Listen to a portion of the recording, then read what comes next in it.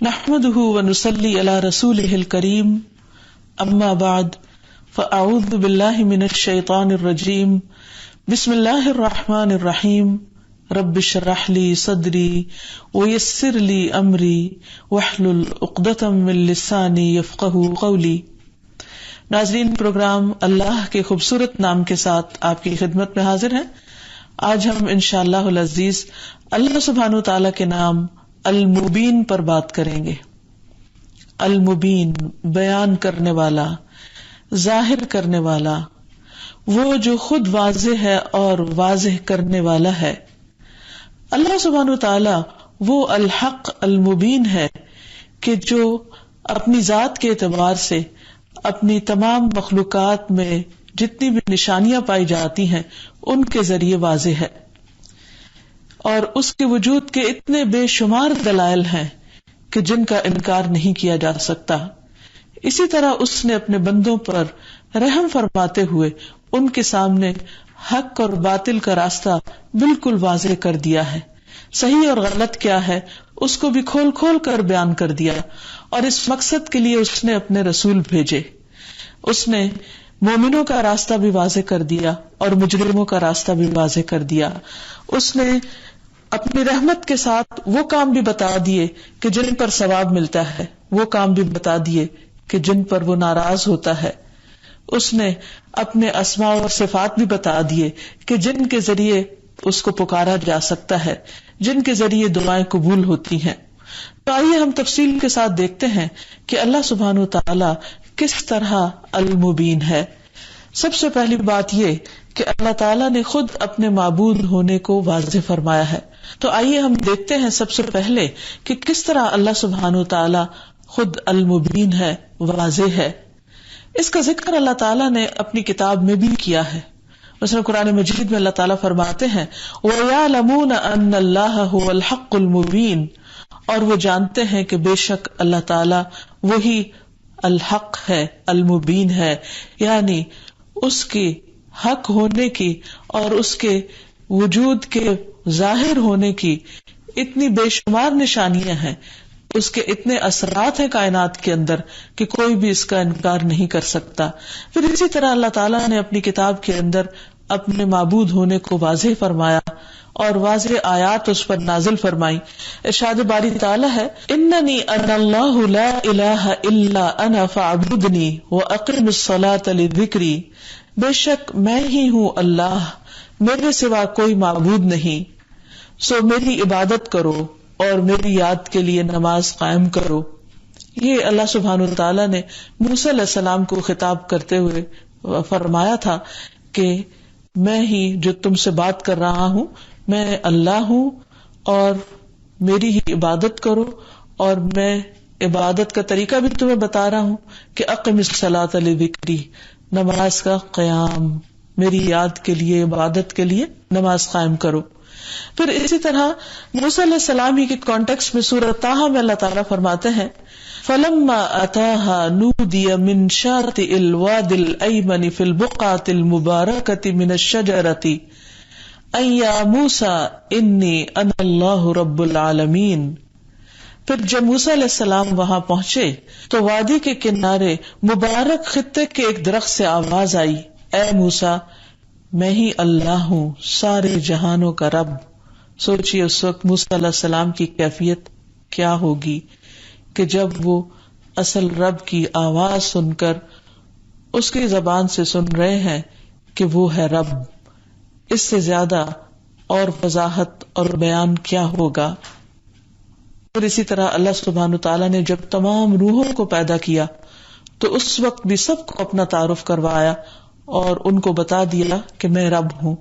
سورۃ الاعراف میں اللہ تعالیٰ فرماتے ہیں وَإِذْ أَخَذَ رَبُّكَ مِن بَنِي آدَمَ مِن ظُهُورِهِمْ ذُرِّيَّتَهُمْ وَأَشْهَدَهُمْ عَلَىٰ أَنفُسِهِمْ أَلَسْتُ بِرَبِّكُمْ قَالُوا بَلَىٰ شَهِدْنَا، اور جب تیرے رب نے آدم کے بیٹوں سے ان کی پشتوں میں سے ان کی اولاد کو نکالا اور انہیں خود ان کی جانوں پر گواہ بنایا، کیا میں واقعی تمہارا رب نہیں ہوں؟ یعنی ان سے پوچھا، تمام انسانوں سے پوچھا گیا تھا، تو انہوں نے کہا کیوں نہیں، ہم نے شہادت دی، ہم نے گواہی دی۔ تو گویا ہم سب اس بات کی گواہی دے چکے ہیں اپنے رب کو پہچان کر، الحق المبین کو پہچان کر، کہ واقعی وہی ہمارا پیدا کرنے والا ہے، وہی ہمارا رازق اور مالک ہے، اور اسی کی طرف ہم سب کو واپس جانا ہے۔ پھر اس نے اپنی وحدانیت کو بھی کھول کھول کر بیان کر دیا ہے۔ اللہ تعالیٰ فرماتے ہیں لا الہ الا انا فاعبدونی، میرے سوا کوئی معبود نہیں، بس تم میری ہی عبادت کرو۔ سورۃ ہود میں فرمایا اعبدوا اللہ ما لکم من الہ غیرہ، اللہ کی عبادت کرو، اس کے سوا تمہارا کوئی معبود نہیں۔ یعنی حق بالکل واضح ہے، ظاہر ہے، بیان کیا جا چکا ہے۔ پھر اسی طرح یہ کہ وہ کائنات کا خالق ہے، اور اس کو بھی اس نے اپنی کتاب میں کھول کے بتا دیا۔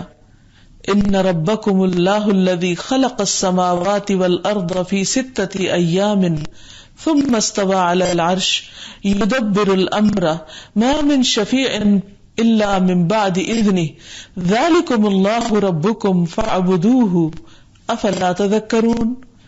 بے شک تمہارا پروردگار وہ اللہ ہے جس نے آسمانوں اور زمین کو 6 دنوں میں پیدا کیا، پھر عرش پر قرار پکڑا، اور وہی کائنات کا انتظام چلاتا ہے، کوئی اس کے ہاں سفارش نہیں کر سکتا الا یہ کہ پہلے اس کی اجازت حاصل ہو۔ وہی اللہ تمہارا رب ہے، لہذا اسی کی عبادت کرو، کیا تم غور نہیں کرتے؟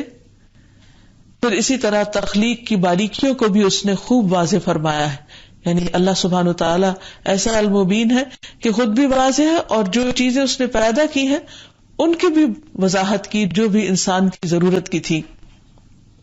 مثلا انسان کی تخلیق کے بارے میں فرمایا خلقکم من نفس واحدۃ ثم جعل منها زوجها، اس نے تمہیں ایک جان سے پیدا کیا، پھر اسی سے اس کا جوڑا بنایا۔ یعنی انسان کو اس کی اوریجن، اس کی تخلیق کے بارے میں بے یار و مددگار نہیں چھوڑ دیا، یعنی اسے واضح طور پر بتایا گیا کہ وہ کیسے پیدا ہوا ہے، کہاں سے آیا ہے۔ وَأَنزَلَ لَكُم مِّنَ الْأَنْعَامِ 8 أَزْوَاجٍ يَخْلُقُكُم فِي بُطُونِ أُمَّهَاتِكُمْ خَلْقًا مِّن بَعْدِ خَلْقٍ فِي ظُلُمَاتٍ 3 ذَلِكُمُ اللَّهُ رَبُّكُمْ لَهُ الْمُلْكُ لَا إِلَٰهَ إِلَّا هُوَ فَأَنَّىٰ تُصْرَفُونَ۔ اس نے تمہارے لیے مویشیوں میں سے 8 نر اور مادہ پیدا کیے، تمہیں تمہاری ماؤں کے پیٹوں میں 3 تاریک پردوں میں ایک کے بعد دوسری شکل دیتے ہوئے پیدا کرتا ہے۔ یعنی انسان کی ماں کے پیٹ کے اندر جو تخلیق کے مراحل ہیں ان کو واضح کیا جا رہا ہے۔ یہ ہے اللہ تمہارا پروردگار، بادشاہی اسی کی ہے، اس کے سوا کوئی الہ نہیں، پھر تم کہاں سے پھیر دیے جاتے ہو؟ یعنی اتنے واضح تعلیمات اور ہدایات کے بعد تم کہاں سے کنفیوز کیے جاتے ہو؟ پھر اسی طرح جو چیزیں اس نے پیدا کی ان کے فوائد کو بھی واضح کیا۔ مثلا اللہ تعالیٰ فرماتے ہیں اللہ الذی جعل لکم الانعام لترکبوا منها ومنها تأکلون ولکم فیہا منافع وَلِتَبْلُغُوا عَلَيْهَا حَاجَةً فِي صُدُورِكُمْ وَعَلَيْهَا وَعَلَى الْفُلْكِ تُحْمَلُونَ وَيُرِيكُمْ آيَاتِهِ فَأَيَّ آيَاتِ اللَّهِ تُنْكِرُونَ۔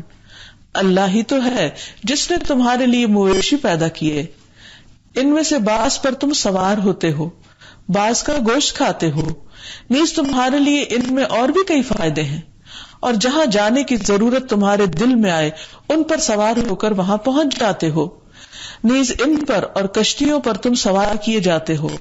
اللہ تمہیں اپنی نشانیاں دکھا رہا ہے، پھر تم اس کی کن کن نشانیوں کا انکار کرو گے۔ گویا اس نے صرف پیدا ہی نہیں کیا بلکہ جو چیزیں پیدا کی ان کے فائدے بھی گنوائے، ان کو بھی واضح کیا، پھر اپنی قدرت بھی بیان کی۔ وَمِنْ آيَاتِهِ الْجَوَارِ فِي الْبَحْرِ كَالْأَعْلَامِ إِنْ يَشَأْ يُسْكِنِ الرِّيحَ فَيَظْلَلْنَ رَوَاكِدَ عَلَى ظَهْرِهِ إِنَّ فِي ذَلِكَ لَآيَاتٍ لِكُلِّ صَبَّارٍ شَكُورٍ أَوْ يُوبِقُهُنَّ بِمَا كَسَبُوا وَيَعْفُ عَنْ كَثِيرٍ۔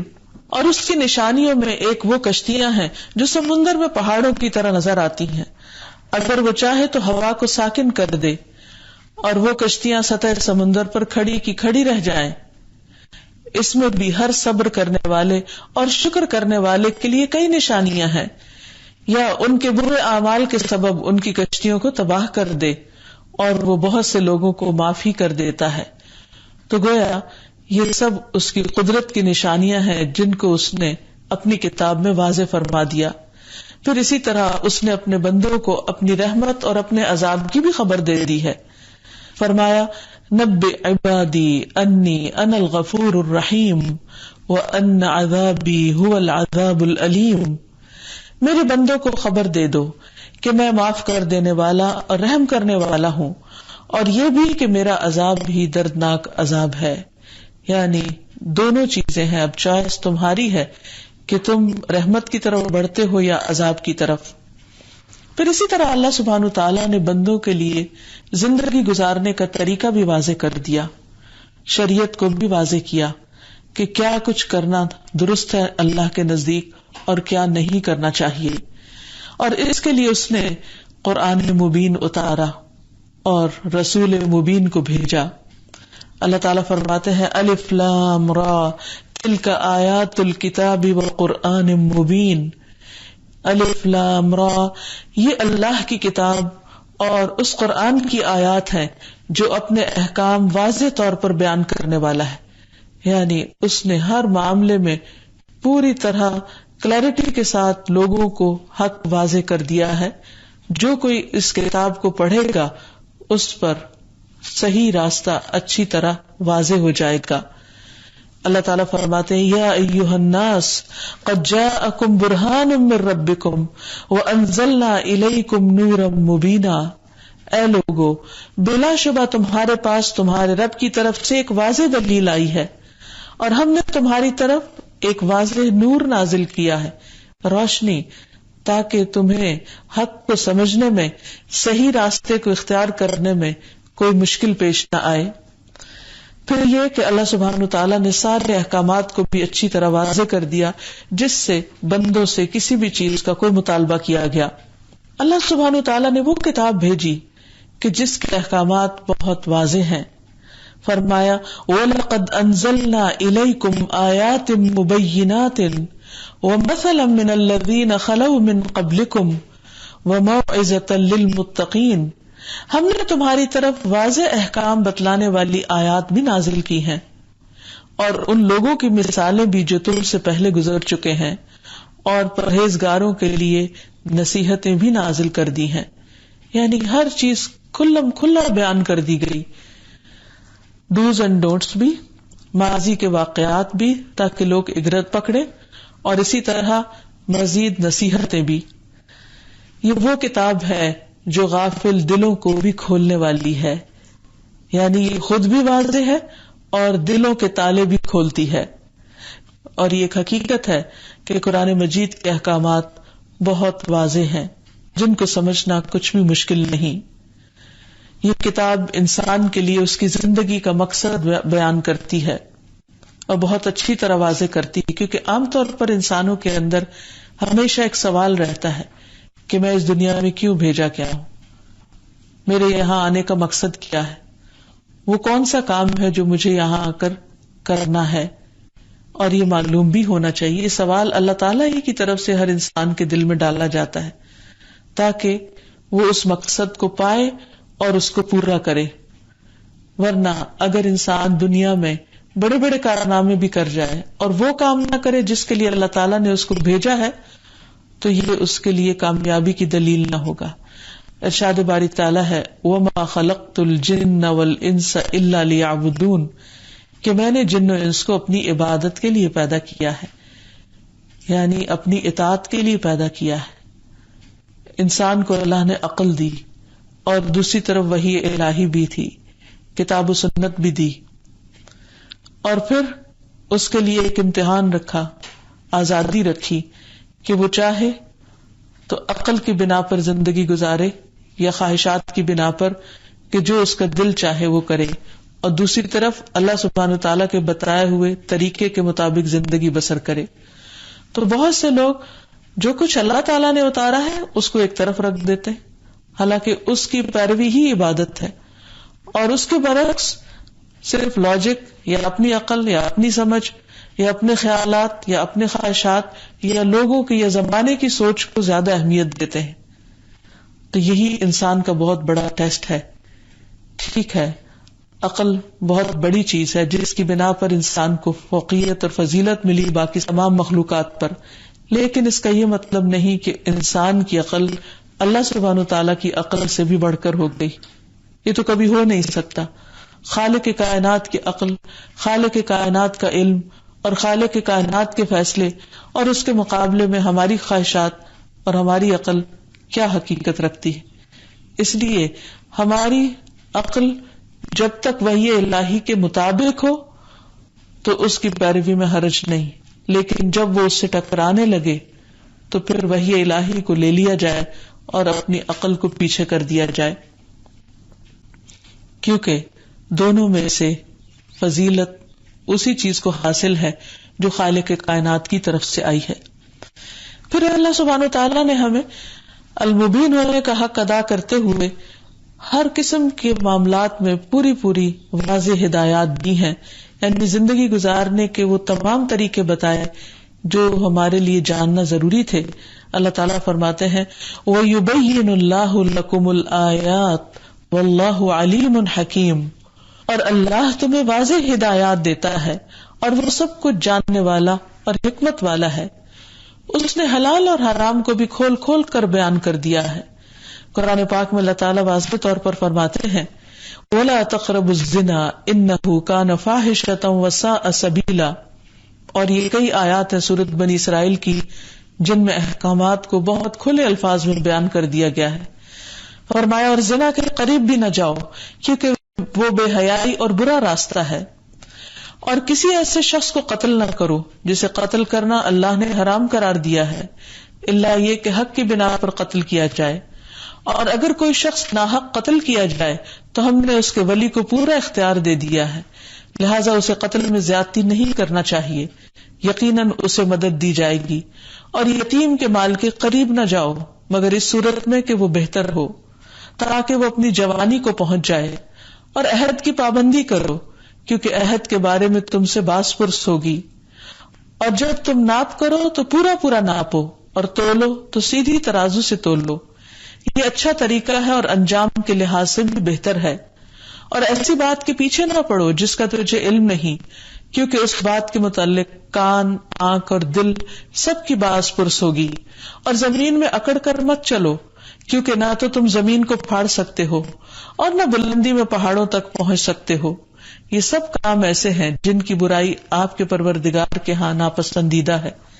یعنی اللہ سبحانہ وتعالیٰ نے حلال حرام کو واضح کرتے ہوئے چال تک کا طریقہ بتا دیا کہ کس قسم کا چلنا اللہ تعالیٰ کو پسند ہے اور کون سی چال اللہ تعالیٰ کو ناپسند ہے.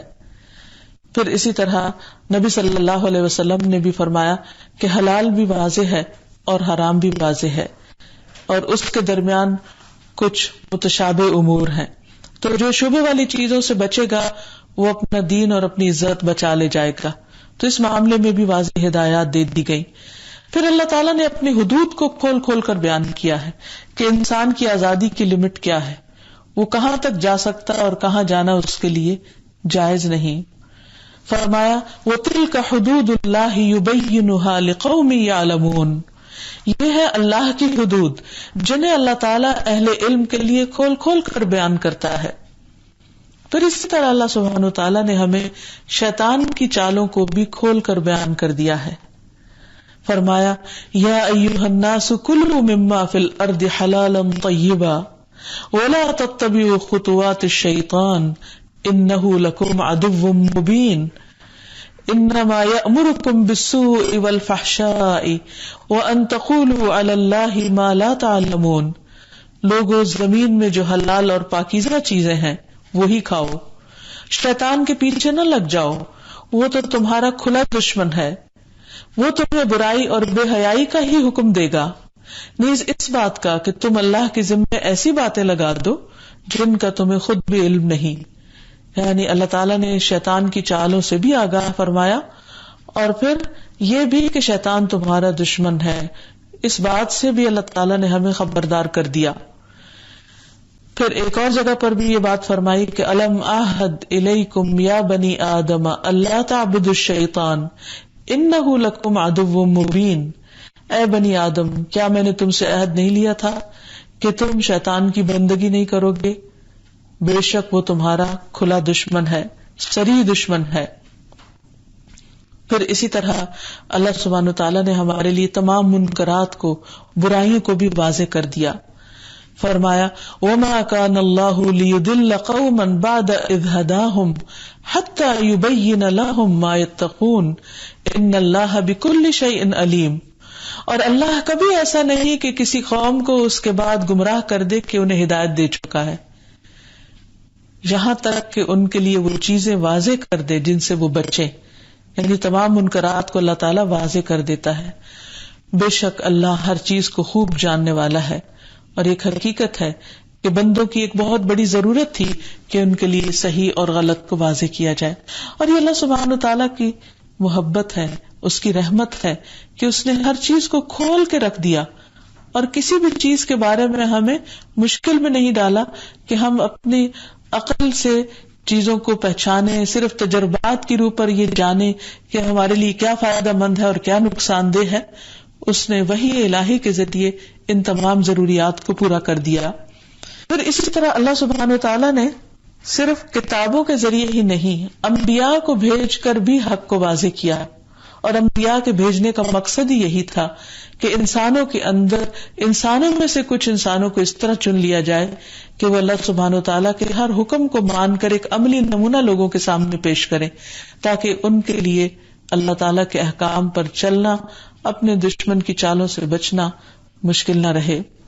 قرآن مجید میں اللہ تعالیٰ فرماتے ہیں وَلَوْ أَنَّا أَهْلَكْنَاهُمْ بِعَذَابٍ مِّن قَبْلِهِ لَقَالُوا رَبَّنَا لَوْلَا أَرْسَلْتَ إِلَيْنَا رَسُولًا فَنَتَّبِعَ آيَاتِكَ مِن قَبْلِ أَن نَّذِلَّ وَنَخْزَىٰ. اور اگر ہم واقعی انہیں اس سے پہلے کسی عذاب کے ساتھ ہلاک کر دیتے، یعنی بغیر ہدایت دیے، بغیر حق کو واضح کیے، تو یہ لوگ ضرور کہتے کہ اے ہمارے رب، تو نے ہماری طرف کوئی رسول کیوں نہ بھیجا تاکہ ہم تیری آیات کی پیروی کرتے، اور اس سے پہلے کہ ہم ذلیل ہوں اور رسوا ہوں، یعنی تو ہمیں حق بتا دیتا. تو اللہ تعالیٰ نے حجت تمام کر دی اور رسولوں کے ذریعے بھی حق کو خوب واضح فرما دیا. پھر انبیاء کو روشن دلائل دیے. فرمایا وَلَقَدْ أَرْسَلْنَا مُوسَىٰ بِآيَاتِنَا وَسُلْطَانٍ مُّبِينٍ. اور بلا شبہ یقیناً ہم نے موسیٰ علیہ السلام کو اپنی نشانیاں اور واضح دلیل دے کر بھیجا. اور پھر انبیاء کے اوپر یہ ذمہ داری ڈالی کہ وہ لوگوں کے سامنے اچھے اور برے راستوں کو خوب کھول کر بیان کر دیں. نبی صلی اللہ علیہ وسلم نے فرمایا مجھ سے پہلے کوئی نبی ایسا نہیں گزرا جس کے ذمے اپنے علم کے مطابق اپنی امت کی بھلائی کی طرف رہنمائی لازم نہ ہو. یعنی ہر نبی کی یہ ذمہ داری تھی کہ وہ اپنی اپنی امت کی صحیح طور پر رہنمائی فرمائے، اور برائی سے اپنے علم کے مطابق انہیں ڈرانا لازم نہ ہو. یعنی اللہ تعالیٰ نے بندوں کے لیے ہدایت کا پورا پورا انتظام فرمایا.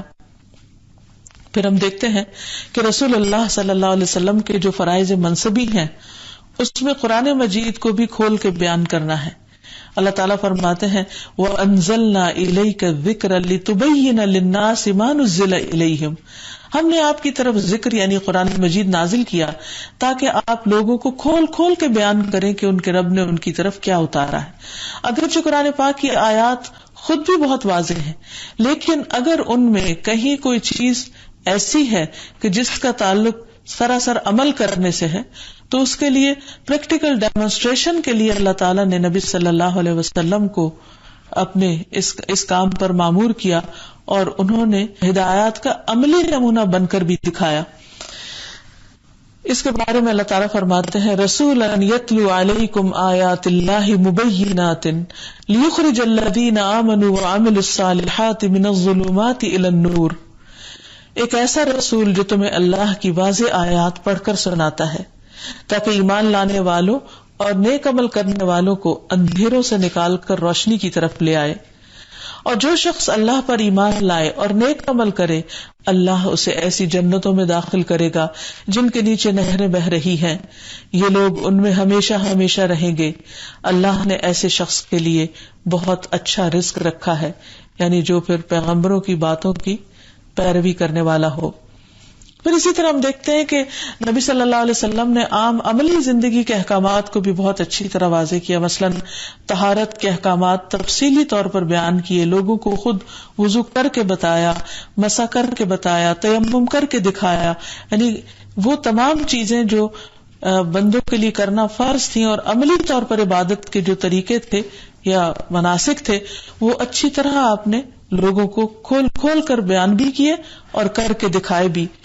پھر اسی طرح آپ نے ان کی طرف موٹیویٹ بھی کیا۔ مثلاً آپ نے فرمایا کہ اچھی طرح وضو کرنا نصف ایمان ہے، تاکہ لوگوں کو شوق بھی پیدا ہو۔ پھر اسی طرح نماز کے وقت اور طریقے کے بارے میں بھی تفصیلی ہدایات دی اور پڑھ کر بھی دکھایا۔ پھر اسی طرح حج کے مناسک بھی کر کے دکھائے، خود پریکٹیکلی لیڈ کیا اس حج کو، اور ایک ایک طریقے کے بارے میں آپ نے لوگوں کو ایک دو کو نہیں ہزاروں کے سامنے وہ تمام اعمال کر کے دکھائے اور فرمایا خذوا عنی مناسککم، مجھ سے اپنے حج کے طریقے سیکھ لو۔ پھر اسی طرح حلال و حرام کی وضاحت کی۔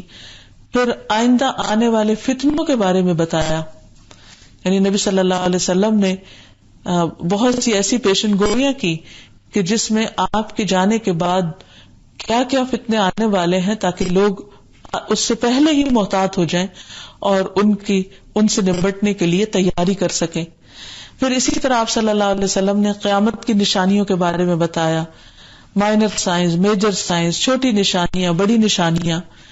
پھر اسی طرح آپ نے جنت اور دوزخ میں لے جانے والے کاموں کی بھی بہت وضاحت فرمائی۔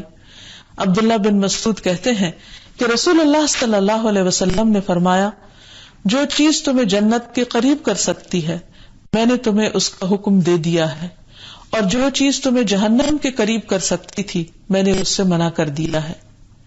نبی صلی اللہ علیہ وسلم نے فرمایا، کوئی ایسا عمل باقی نہیں رہا جو جنت کے قریب اور جہنم سے دور کرتا ہے مگر تمہارے لیے اس کی وضاحت نہ کر دی گئی ہو، یعنی رسول بھی رسول مبین ہے اور الحق المبین اللہ رب العالمین کی طرف سے بھیجے گئے ہیں، جنہوں نے ہمارے لیے ہدایت اور گمراہی کے راہوں کو، راستوں کو، طریقوں کو خوب خوب واضح فرما دیا ہے۔ آپ نے فرمایا، میں نے تمہیں سفید روشن دین پر چھوڑا ہے جس کی رات بھی دن کی طرح ہے۔ اب وہی کجروی اختیار کرے گا جو ہلاک ہونے والا ہے، یعنی ٹیڑھے رستوں پر وہی چلے گا، اس راستے کو چھوڑ کر نبی صلی اللہ علیہ وسلم کی سنت کو چھوڑ کر منمانے راستے وہی اختیار کرے گا جو ہلاکت کے گڑھے پہ پڑنے والا ہے۔ پھر اسی طرح آپ نے قرآن و سنت کو مضبوطی سے پکڑنے کی بھی وصیت کر دی۔ فرمایا، میں دو چیزیں تم میں چھوڑ کر جا رہا ہوں، اگر تم انہیں مضبوط پکڑے رکھو گے تو کبھی گمراہ نہ ہوگے، ایک اللہ کی کتاب اور دوسرے اس کے نبی کی سنت ہے۔ اب جبکہ ہم نے اللہ سبحانہ وتعالیٰ کی اس صفت کو سمجھ لیا ہے تو پھر ہم پر کیا لازم ہوتا ہے کہ ہمارے اندر کیا تبدیلی پیدا ہو، ہمیں کیا کرنا چاہیے؟ تو سب سے پہلی بات تو یہ کہ اللہ تعالیٰ نے جو ہدایات ہمارے لیے واضح کی ہیں ان سے ہم ہدایت حاصل کریں، ان سے فائدہ اٹھائیں، ان کو پڑھیں، غور کریں، ان پر سمجھیں اور پھر ان کے مطابق اپنی زندگی کو تبدیل کریں۔ قرآن مجید میں اللہ تعالیٰ فرماتے ہیں، كَذَلِكَ يُبَيِّنُ اللَّهُ لَكُمْ آيَاتِهِ لَعَلَّكُمْ تَهْتَدُونَ۔ اس طرح اللہ تمہارے لیے اپنی آیات کھول کر بیان کرتا ہے تاکہ تم ہدایت پاؤ۔ تو ہمیں ہدایت پانی چاہیے، اس سے فائدہ اٹھانا چاہیے، پھر اس میں خود بھی غور و فکر کرنا چاہیے۔ فرمایا، كَذَلِكَ يُبَيِّنُ اللَّهُ لَكُمُ الْآيَاتِ لَعَلَّكُمْ تَتَفَكَّرُونَ۔ یعنی ہمیں یہ نہیں کہا کہ تم بلائنڈ فالوور بن جاؤ اور آنکھیں بند کر کے صرف بات مان لو، نہیں بلکہ غور بھی کرو۔ اللہ نے کھول کر رکھ دیا ہے لیکن تم خود بھی عقل سمجھ سے کام لو اور غور و فکر کرو۔ فرمایا، اور اللہ تعالیٰ اسی انداز سے تمہارے لیے اپنی آیات کھول کھول کر بیان کرتا ہے تاکہ تم ان میں غور و فکر کرو۔ پھر اسی طرح یہ ہے کہ سمجھ بوجھ سے کام لیا جائے، جب اللہ تعالیٰ نے آیات اتار دی اور ہمیں اچھی طرح سمجھا دی تو پھر ہمیں سمجھنے کی کوشش کرنی چاہیے. فرمایا کذالک یبین اللہ لکم آیاتہ لعلکم تعقلون، اسی طرح اللہ تمہارے لیے اپنی آیات کھول کھول کے بیان کرتا ہے تاکہ تم سمجھو. پھر یہ کہ تقوی اختیار کرنا چاہیے، سمجھ کر اللہ سے ڈرنا چاہیے اور ڈر کر عمل کرنا چاہیے اور شکر گزار بننا چاہیے. فرمایا کذالک یبین اللہ آیاتہ للناس لعلہم یتقون، اسی طرح اللہ تعالیٰ اپنی آیات نازل فرماتا ہے، کھول کھول کے بیان کرتا ہے تاکہ وہ بچ سکیں، اللہ سے ڈرنے والے ہوں اور ان پر شکر گزار ہوں. کذالک یبین اللہ لکم آیاتہ لعلکم تشکرون، اسی لیے اللہ تعالیٰ تمہارے لیے اپنے احکامات کھول کھول کر بیان کرتا ہے تاکہ وہ شکر گزار بن جائیں. اور پھر ہمیں جتنے بھی یہ واضح احکامات ہیں ان کے پیچھے غور و فکر کرنا چاہیے، اور جو چیزیں متشابہات میں سے ہیں اور وہ انسان کے ٹیسٹ کے لیے ہیں ان کے پیچھے نہیں پڑنا چاہیے. پھر شک کے بغیر ایمان اختیار کرنا چاہیے، یعنی ایسا ایمان جس میں کوئی شک نہ ہو، کیونکہ اللہ سبحانہ وتعالیٰ نے ہر چیز اتنی واضح طور پر بیان کر دی ہے کہ اس میں شک ہونا نہیں چاہیے. ابو حورا اسدی کہتے ہیں میں نے حسن بن علی رضی اللہ عنہ سے پوچھا کہ آپ نے رسول اللہ صلی اللہ علیہ وسلم سے کون سی حدیث یاد کی ہے؟ انہوں نے فرمایا میں نے رسول اللہ صلی اللہ علیہ وسلم کا یہ قول یاد رکھا ہے کہ ایسی چیز جو تمہیں شک میں مبتلا کرے اسے چھوڑ دو، اور جو تمہیں شک میں نہ ڈالے اسے اختیار کر لو، اس لیے کہ سچ اطمینان کا باعث ہے اور جھوٹ شک و شبہ ہے. پھر اسی طرح یقینی بات پر اعتماد کیا جائے.